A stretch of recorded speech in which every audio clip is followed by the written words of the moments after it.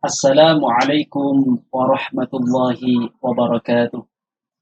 Alhamdulillahilladzi 'allamal insana ma lam ya'lam. Asyhadu an la ilaha illallah wahdahu la syarika lah. Ilaha wahidan rabban syahidan la ma'budu siwahu wa nahnu lahu muslimun. Allahumma salli wa sallim ala sayyidina maulana Muhammadin wa ala alihi wa ashabihi ajma'in at-tayyibin at-tahirin. Kaum muslimin rahimakumullah. Belakangan ini semangat umat Islam untuk belajar dari segala ilmu pengetahuan, belajar ilmu agama, belajar ilmu teknologi, belajar ilmu berbagai macam kebutuhan dalam kehidupan sudah sangat-sangat marak dan sangat dibutuhkan akan adanya kesadaran untuk memiliki ilmu pengetahuan. Hadirin yang berbahagia, seiring dengan semangat belajar yang dimiliki oleh insan cendekia, yang dimiliki oleh kaum muda, yang dimiliki oleh kesadaran-kesadaran yang dimiliki oleh orang-orang tua untuk memberikan pendidikan yang terbaik kepada generasi-generasi berikutnya, kadangkala belum seimbang dengan apa yang sebenarnya dibutuhkan pada kehidupan yang akan datang. Begitu banyak orang yang memberikan fasilitas pendidikan yang luar biasa kepada putri-putrinya, membayar begitu mahal untuk mendapatkan prestasi-prestasi yang tertinggi di sekolahnya, akan tetapi mereka lupa bahwasannya di masa yang akan datang, penentu terbaik prestasi yang akan diperoleh dalam kehidupannya adalah bagaimana ia menjadi pribadi yang unggul, berakhlakul karimah, dan memiliki pengetahuan yang luhur dalam pengetahuan agama. Hadirin yang dimuliakan Allah, Rasulullah Shallallahu Alaihi Wasallam ketika mendapatkan wahyu yang pertama kali, yaitu pada usia 40 tahun.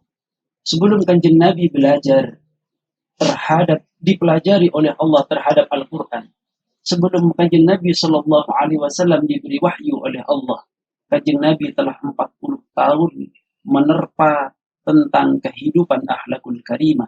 Baru setelah itu Kanjeng Nabi Shallallahu Alaihi Wasallam dikenalkan dengan ilmu yang pertama yang berupa ulumuddin, yaitu iqra, iqra, iqra. Ma taqra, kata Kanjeng Nabi. Apa yang harus dibaca? Kanjeng Nabi Shallallahu Alaihi Wasallam adalah Nabi yang diutus oleh Allah pada usia yang sudah matang, setelah memiliki akhlakul karimah dan diajari dengan iqra, membaca ala Nabi, bukan membaca ala kita. Akan tetapi ala kita mengambil dari ibrah bahwasannya Kanjeng Nabi Shallallahu Alaihi Wasallam diajarkan pertama kali oleh Allah Subhanahu Wa Taala untuk iqra.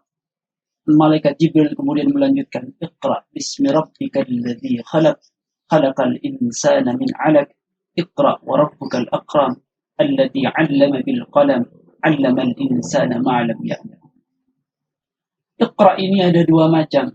Kaum muslimin rahimakumullah. Iqra ayat-ayat kauniyah, iqra ayat-ayat kauniyah. Begitu banyak kita disediakan fasilitas-fasilitas oleh Allah berupa ayat-ayat kauniyah. Akan tetapi panduan yang praktis, panduan yang memang akan selalu menemani kehidupan kita, yang harus kita tempuh sehari-hari, bagaimana kita bisa iqra terhadap ayat-ayat kauniyah yang kemudian kita padukan dengan ayat-ayat kauniyah. Iqra bismi rabbikal ladzi khalaq. Begitu banyak orang bisa membaca ayat-ayat kauniyah, akan tetapi tidak diseimbangkan dengan ayat-ayat qauliyahnya Allah. Begitupun sebaliknya. Begitu banyak orang-orang bisa membaca ayat-ayat qauliyah, akan tetapi tidak bisa memadukan terhadap pengetahuan-pengetahuan kauniyah. Hadirin yang dimuliakan Allah, betapa pentingnya pengetahuan iqra. Betapa pentingnya bagi kita untuk bisa membaca. Hadirin yang berbahagia, bahwasannya membaca Al-Quran adalah suatu pahala tersendiri. Belajar Al-Quran adalah pahala tersendiri. Mempelajari Al-Quran, memperjuangkan Al-Quran, menganalisis tafsir-tafsir Al-Quran merupakan pahala tersendiri. Bahkan di dalam pahala membaca Al-Quran, Alif Lam Mim, dalam setiap huruf adalah 10 kebaikan. Bukan terhadap alif lam mim satu huruf, tapi alif satu huruf, lam satu huruf, wa mim satu huruf. Qaulun Nabi sallallahu alaihi wasallam, hadis al-Qamaqah. Kaum muslimin yang berbahagia, ada suatu kisah pada zaman sahabat sallallahu alaihi wasallam, waruya an Zaid al-Arqashi, bahwasannya beliau melewati suatu makbarah. Kemudian beliau seorang yang kasaf mendengar suatu bacaan qiraah dari alam kubur. Melewati suatu kuburan, melewati suatu makbarah, kemudian terdengar bacaan surah Al-Mulk. Hal ini kemudian disampaikan kepada Rasulullah sallallahu alaihi wasallam. Maka apa kata Nabi sallallahu alaihi wasallam? Ballaghani anna al-mu'minina idza mata, akan kusampaikan bahwasannya aku telah mendapatkan kabar bahwasannya setiap ada orang mukmin yang mati dan kemudian semasa hidupnya ia adalah berjuang untuk belajar Al-Quran. Semasa hidupnya ia berjuang untuk menghafal Al-Quran. Selama hidupnya ia berusaha untuk membaca dengan baik terhadap Al-Quran. Dan kemudian ia mati sebelum selesai belajarnya. Kemudian ia mati sebelum ia selesai menghafalnya. Maka Allah akan menunda kebangkitan dari alam barzahnya sampai Allah mengutus seorang malaikat untuk menuntunnya mengaji sampai selesai. Apabila yang menghafal dia akan dituntun oleh malaikat sampai disemak Al-Qur'annya hingga hafal, maka kemudian ia baru diberi kesempatan untuk untuk bangkit kemudian bersama dengan ruh yang lain mendapatkan nikmat di alam barzahnya. Hadirin yang dimuliakan Allah, bahwasannya orang yang belajar Al-Quran, orang yang membaca Al-Quran, dan dia telah mahir membaca Al-Quran, maka ia ibarat ma'akiramatil bararah. Maka mereka sedang berada di dalam liputan-liputan malaikat-malaikat yang mulia di sisi Allah. Sedangkan wa may yatata'ta'u, dan mereka yang sedang belajar terhadap Al-Quran dan membacanya masih terbata-bata, masih tertatih-tatih, maka ia adalah ajran, mendapatkan 2 kebaikan. Yang pertama adalah kebaikan belajarnya, kemudian yang kedua adalah kebaikan terhadap qiraahnya. 2 pahala sekaligus bagi orang yang belajar Al-Quran dan masih terus berjuang walaupun dia terbata-bata. Hadirin yang dimuliakan Allah, kaum muslimin rahimakumullah, bahwasannya belajar Al-Quran ini tidak mengenal waktu, tidak mengenal usia, dan bahkan Al-Quran adalah menjadi salah satu pertanyaan yang ada di dalam kubur nanti, yang akan menjadi pembela kita. Waman imamuka, siapa imammu? Al-Quranu imami, Al-Quranu kitabi. Ini yang akan dijawab oleh orang-orang yang ahli Quran. Man huwa ahli Quran? Siapa ahli Quran? Apakah dia yang menghafal saja? Tidak. Tidak hanya yang menghafal saja. Mereka yang berjuang menghidupkan Al-Quran. Mereka yang berjuang menyebarkan Al-Quran. Ikhlas karena Allah Ta'ala, maka mereka termasuk min ahli Quran. Mereka yang menyebarkan Al-Quran, mereka yang mengajarkan Al-Quran, mereka yang lebih-lebih mengamalkan Al-Quran, mereka termasuk orang-orang yang akan mendapatkan syafaat di yaumil qiyamah. Iqra'ul Quran fa innahu ya'ti yaumal qiyamati syafi'an li ahli. Bacalah Al-Quran, karena sesungguhnya Al-Quran itu menjadi salah satu pionir pemberi syafaat terhadap para ahlinya, terhadap para ahli Al-Quran, yaitu orang-orang yang menyebarkan Al-Quran, mengajarkan Al-Quran, mengamalkan Al-Quran, dan menghafalkan Al-Quran.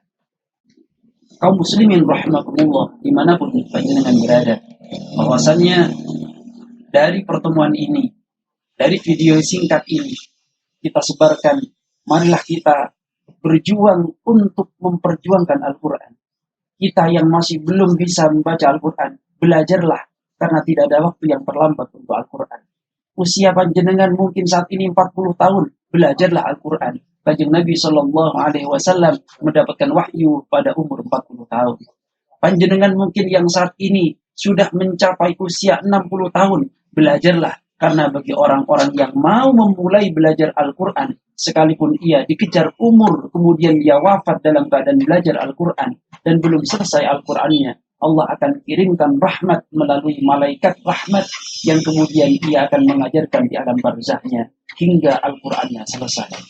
Hadirin yang dimuliakan Allah, lebih-lebih kita memberikan bekal kepada anak didik kita untuk belajar Al-Qur'an. Carilah guru Al-Qur'an yang benar. Carilah guru Al-Qur'an yang bisa membimbing baik lafziyahnya maupun maknawiyahnya. Karena Al-Qur'an tidak hanya bisa dipelajari mungkin secara teori, bisa dipelajari untuk ditirukan teknik membacanya, teknik bagaimana lagu dan qiraahnya. Akan tetapi Al-Qur'an ini butuh sanad. Al-Qur'an butuh digurukan. Al-Qur'an butuh tawajuh, yang kemudian tawajuh itu akan membawa tangga-tangga bertemunya sanad sampai ke Rasulullah sallallahu alaihi wasallam.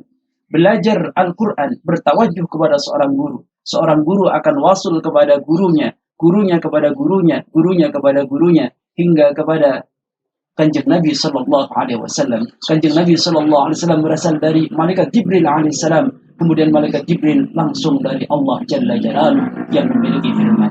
Kaum muslimin rahimakumullah. Demikian, mudah-mudahan kita selalu diberi semangat, diberi kekuatan, diberi kehidupan yang selalu dalam liputan Al-Qur'an. Salam Qur'ani dari kami Santri Cendekia Foundation. Wassalamualaikum warahmatullahi wabarakatuh.